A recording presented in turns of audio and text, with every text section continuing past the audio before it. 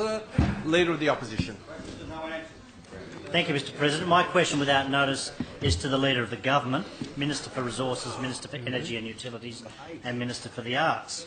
In light of reports that the strong Asian demand for coal from Australia is depriving domestic power generators of fuel and driving electricity prices higher, with the worst shortfall hitting New South Wales according to the Australian Energy Council, what steps is your government taking to ensure security of supply for existing coal-fired power stations in New South Wales?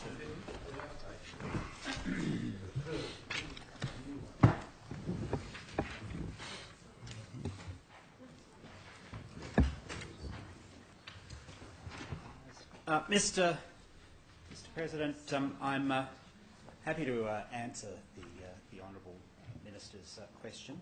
The Shadow Minister's question. In terms of what he asks about the risks to New South Wales, I want to make it quite clear that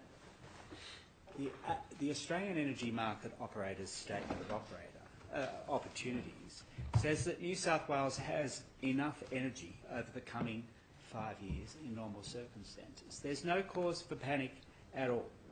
My big worry is that we're in a national market. I'm concerned that an incident in Victoria and South Australia would have spillover effects. When Liddell shuts in the future, we certainly will need more generation. There's no doubt about that. More than half of those needs will be met by projects currently underway or about to start in New South Wales, according to the AEMO report. This leaves a small energy gap which can be filled by our huge pipeline of projects ready to go when the market is reformed.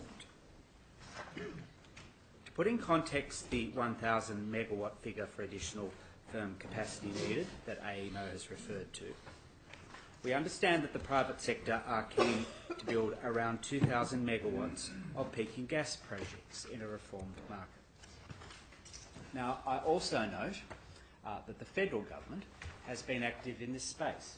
Anyone who has listened to the media in the past week can't have avoided that conclusion either. The honourable member and all members of the House would be aware that the Prime Minister is in discussions with AGL, the owner of the Liddell power station, and the AGL board has undertaken within 90 days to reconsider the future of the Liddell power station. They have a number of options that they've publicly flagged. But in any case, there is no cause for anyone to be concerned about the pathway forward. New South Wales does have the energy it needs to get through the next 5 years in normal circumstances. Of that, there can be no doubt. Now, in the honourable member's question, he also raises the issue of coal supplies, and they are in particular the supply of coal to generators. He, I think, from memory, referred to Liddell. Is that correct? No. In your question? Just to generators generally. Well, in terms of the supply of fuel, this is a matter which has been closely looked at by the Energy Security Task Force under Mary O'Kane. Mary O'Kane is very much focused on the availability of fuel, and a close consideration of the availability of fuel to generators is a particular focus of the FICL review as well. And a number of recommendations were made in FICL about the close scrutiny of generators and having fuel available to it. Now, I am aware that there has been some suggestions that there is a problem with fuel availability, but the Australian Energy Market Operator is very much focused on the issue of the availability of fuel. And any suggestions that there might be some difficulties because of, for example, the Minister's time has expired. Mr. President. A supplementary question. I'd like the Minister to continue and elucidate upon his answer.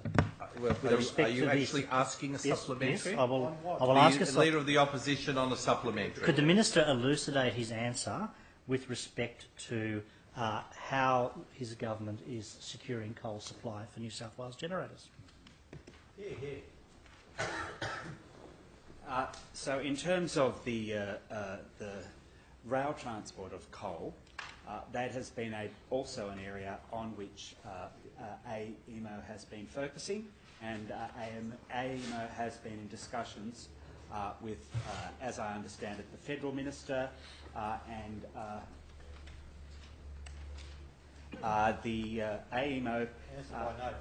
AEMO has been in discussions with the Federal Minister. The Federal Minister is, as I understand it, discussing that with the ARTC, which has a particular interest in the railway lines in the Hunter Valley, over which coal, for example, passes for the coal-fired power stations in the Hunter Valley, and I've been kept informed of what they are doing. But more generally, AEMO has a clear 5-point plan for summer, and that is firstly to maximise supply from the existing sources, of generation by rescheduling maintenance and by having mothballed assets ready to go by October 2017.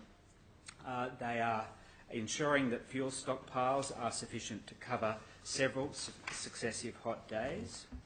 They are minimising electricity transition system maintenance. They are contracting directly with reserve capacity providers such as small-scale diesel and gas-fired generators, and they're also conducting emergency event planning exercises as well. So they are, in my view, effectively working through what they need to do to ensure that we are ready for summer. Now, AEMO is also working with ARENA in terms of having a demand response initiative ready for next summer, and that is something that I've spoken about in the House before. The Minister's time has expired.